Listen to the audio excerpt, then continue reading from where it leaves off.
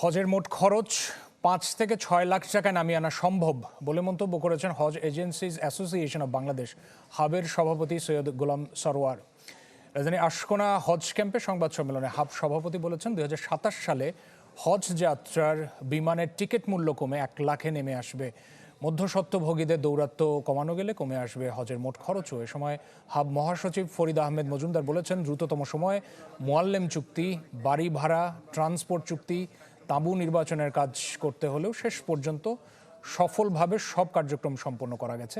এছাড়া সৌদি সরকারের সিদ্ধান্তের সাথে সামঞ্জস্য রেখে দেশের হজ এবং উমরা আইন সংস্কারের প্রয়োজনীয়তার কথাও জানিয়েছেন তাঁরা।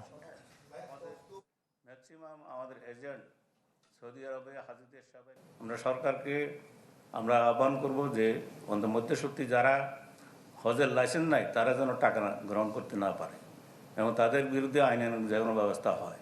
৫০,০০০ ১ লাখ পর্যন্ত তারা পকেটের টাকাটা নিয়ে যায়। সেই টাকাটা যদি প্যাকেজের সাথে অ্যাড করে তাহলে এখানে ৬ লাখ টাকার প্যাকেজ ৭ লাখ টাকা হয়ে যায়।